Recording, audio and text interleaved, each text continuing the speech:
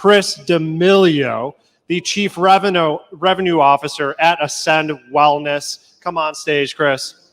Thank you. Appreciate it. All right, take it away, Debra. Chris, show me the money. Yes.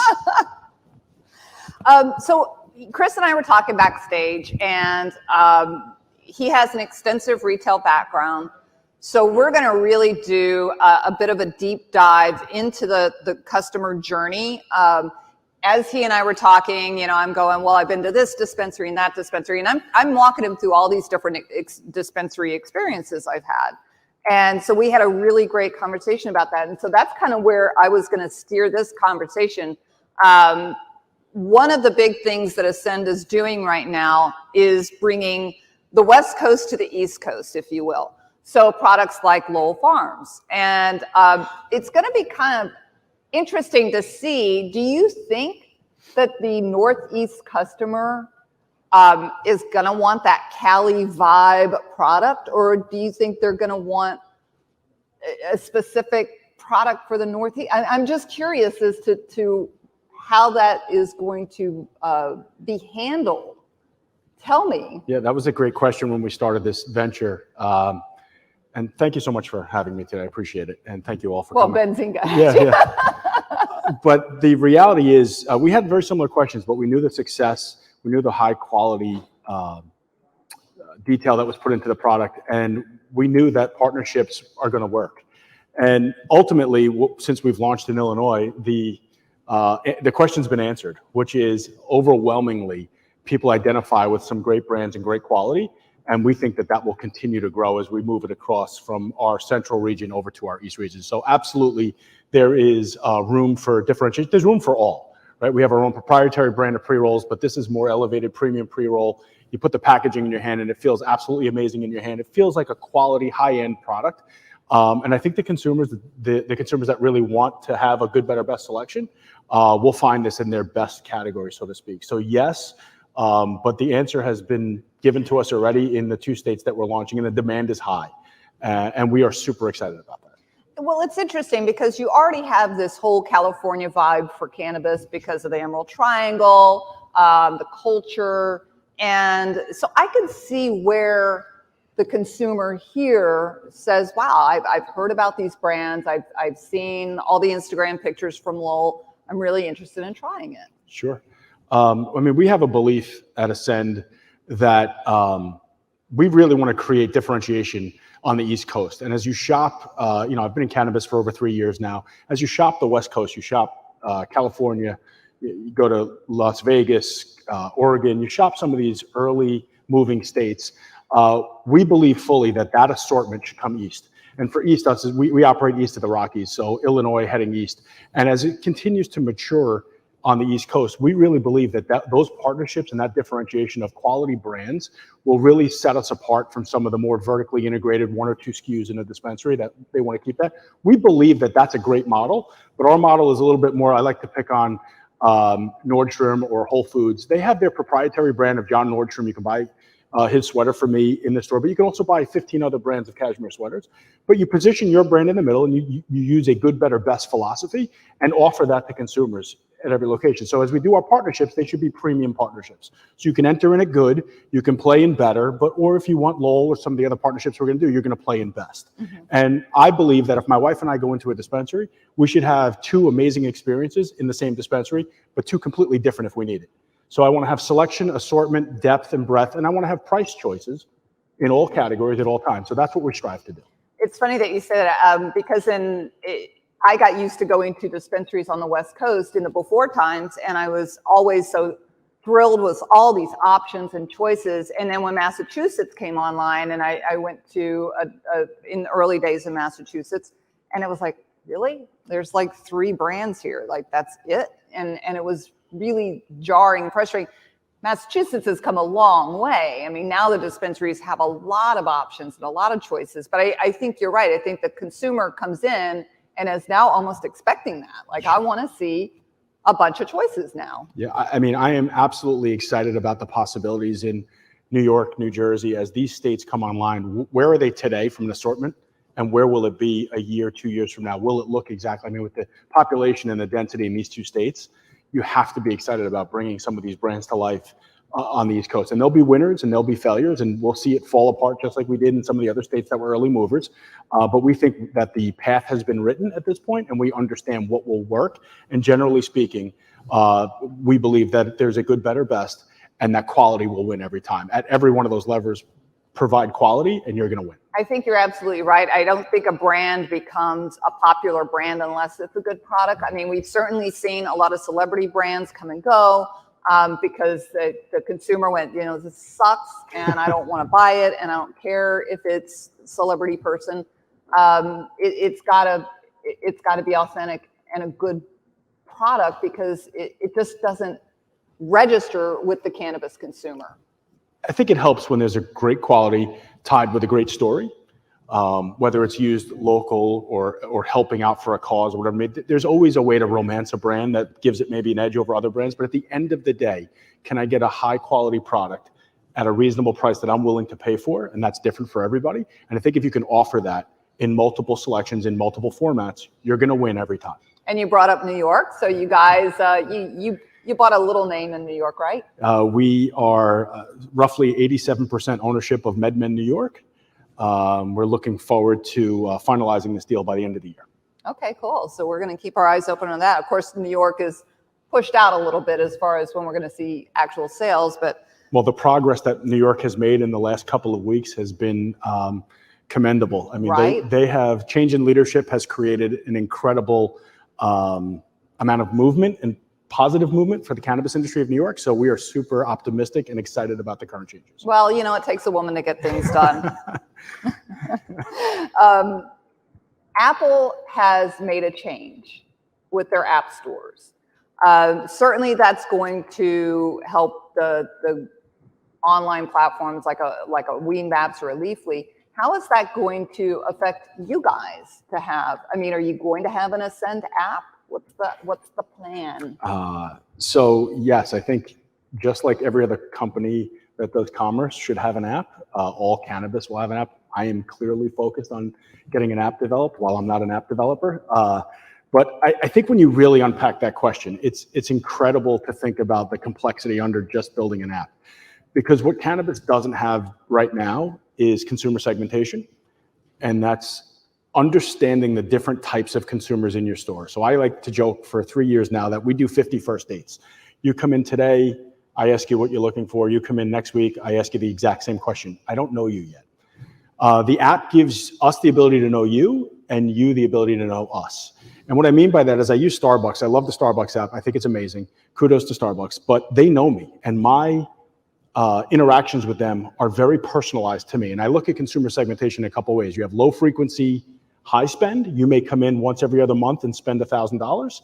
I may come in every other day and buy a joint. We should not be treated the same way from a corporate. How do you market to that group? How do you appeal to that group? How do I know that you love sativa and only love sativa and you only love flower? But why am I asking or trying to sell you edibles? It's because I don't know you. Mm-hmm. An app is the first way to start to get that intel to your customer. And I think we're all going to race to put out an app right now. I mean, I think it's understanding to have your history, for you to have deals and promotions that specifically tie to you and the way that you like to shop. You and I had a conversation backstage. You love to browse, right? I'm a shopper. Am I going to try and get you on private experiences, right? Because you love to shop. Should I give you exclusive? Yes, you should. I should, because that's how you, now if you ask somebody else that I know that wants nothing to do with anybody, if they could deal with a robot to make the payment and grab their stuff and leave, that's how my husband. That's how they want to transact. And why shouldn't we treat you separately? It's our job to know you. It's our job to not keep asking you the same questions. It's my job to know that you are a sativa flower individual, that the only suggested item I should give you is maybe a different format of what you love, whether it's a pre-packed chill glass pipe or pre-rolls that Lowell just launched, or maybe I'm having an Edie Parker launch party and you should be invited because you're a high spender or high frequency and you love pre-rolls and you love sativa. So these are the ways that we can start to really, and that's just the first tip of the iceberg, we can really start to segment consumers and understand exactly how to interact with them more individually, more personally. And I think that's what's going to open up as we get more, as the walls drop a little bit and more people realize that this is just it's where it's going. It's just going to make it so much easier for all of us to transact and to know our consumers. So retail really went through a massive pivot during the pandemic. You know, we went from going into the stores and, 2 years ago, a year and a half, wherever, it was all about going into the store and shopping, and brick and mortar was coming back because dispensaries were going into locations in cities that had been depressed or whatever. And then COVID happens, you can't go in the store now. Everybody's doing it online, curbside pickup and all these kinds of things. Now that we're starting to come out of it, we got all these people in this room, no masks because we've all been vaxxed. Are you seeing less curbside pickup? Are you seeing a continuation of, order online, pickup in store? Where is the customer going now that we're starting to ease out of the pandemic? Yeah, I will say to anybody that's been in cannabis retail over the last 18 to 20 months, congratulations, you've made it. It has been the most frenetic change of any industry I've ever been a part of. And that wasn't easy work because of the regulatory environments that we work in. So I applaud the states. Many of the states that we operate in really took it upon themselves to talk to the consumer as well as the businesses and figure out what was going to help. So adopting curbside ATM handheld machines, adopting curbside pickup, order ahead, getting it forced our industry to stand up the website that is order online, order ahead, reserve pickup. Reservations in stores, so you can make a reservation to show up in a store, and we can control virtually the crowds, right? So there wasn't constant. So these are all things that have happened over the last 20 months that are here to stay at some level. If we should ever go back into some sort of, second wave, third wave of this, we'd be ready and have all the tools at hand. We'll beg for credit cards to finish the transaction. That's a whole nother story for another conference. But at the end of the day, all of these enhancements have helped the consumer experience. We can meet you where you want us to be. Right? Whether you want to meet outside and you're autoimmune compromised, or you've got somebody that you're trying to protect, so you just want to make a curbside transaction, or if you want to order online like your husband and just wants to seek and destroy, show up at the Ascend Express lane, grab his package and walk out because he knows what he wants. He doesn't want that immersive experience. Those are all positives for the cannabis industry as well as, Ascend specifically. But we've all taken advantage of that, and I think that will continue to evolve. But the fact that we don't have an app yet, that you can't transact on an app, and that you can't pull that thread all the way through the experience is still a gap that we need to fill. And then the last piece of that is transacting. You still have to make physical contact some way, somehow to pay for the product. But are you seeing store traffic pick up and curbside go down? Are you starting to see people shifting back to shopping? Curbside has fallen off significantly as people are getting vaccinated and feeling more comfortable about going in the world. Online reservation, ordering your product online and reserving it has really taken off. And I don't think that's necessarily a COVID thing. I think that's how we operate today. Okay. I think as you order your Dunkin' Donuts, your Starbucks, whatever apps you love, it's where the world is going. Now, there is still the consumer, you and I, who love to go and see what's the edible assortment, what's the chocolate bar. I want an experience. There are times where I just order and go. I'm kind of on the straddle of both, but online reservations are clearly here to stay. They're clearly growing, and we need to continue to drive that for consumers. That's how they want to transact. You can wait online at Starbucks, or you can just walk in and grab your drink that you ordered 5 minutes ago. The choice is yours. The experience you want, it's my job to understand those differences, to differentiate those experiences, and treat you the way you want to be treated. Your location in Boston, it's a flagship. It's a flagship. So the way you currently have it set up, what are your plans for that store as you learn the consumer traffic? So we are super excited. A few months back, we opened up our flagship location right outside of TD Garden, right next to the old Boston Garden. We're literally across the street, which is the first downtown Boston location for a dispensary. We're super proud of that. It's a multi-floor building that we're building out in stages. We wanted to get it open, so we built the first store, and the first floor, sorry. And that first floor is basically both a shopping experience as well as what I call click and collect, or Ascend Express lane. That said, we're building out the second floor. So how that will evolve will be the first floor will literally just be for your husband. It's click and collect. If you want to add on, sure, you can add on. There's no problem with that. But the second floor, if my wife are up at TD Garden for a concert, my wife and I go in, we would go to the second floor and have a full bud tender experience, shopping categories, shopping formats and brands and whatever you may be. That would be on the second floor. So we're going to have a store broken into click and collect on the ground floor, shopping experience on the upper floor. And then if there's an event or something big happening at the garden, I can now flex the entire store for as much click and collect as I want. I can do half the second floor and the entire, it's completely flexible, completely versatile. We've even gone as far as what I think you and I said, you hate the iPad experience where you're forced through an iPad. But if you're in a rush on the way to a concert and you just want to get a couple of gummies and that's what you want, great. We can handle you outside, inside, or somewhere in the store because we have kiosks that you can walk up to and have your experience. Or you can just say, hey, listen, I'm willing to be a couple minutes late. I want to go upstairs and have a full experience. So my job is to, what I say is quarterback at the front door. Who is my customer? Understand like, hey, I have a couple questions about flower. Well, I know instantly my quarterback knows to send that person into a more immersive experience. That's a longer journey. You walk in and say, I just want the ozone gummies. Click and collect, we get you out in 3.5 minutes. So understanding that versatility at the front door, and I think what we said was Apple does a pretty decent job at the front door, understanding what your needs are. It's a very similar takeaway as that. Yeah, we were talking about how in some dispensaries you go in and some of them just send you straight to an iPad before you can even talk to anyone. And that kind of bugs me because like we were saying, I'm a shopper. I wanna go and look at product. I want to look at the packages. I want to touch and feel and see. And, you know, when I'm just sent straight to an iPad, I just find that, I don't find that to be a pleasant experience.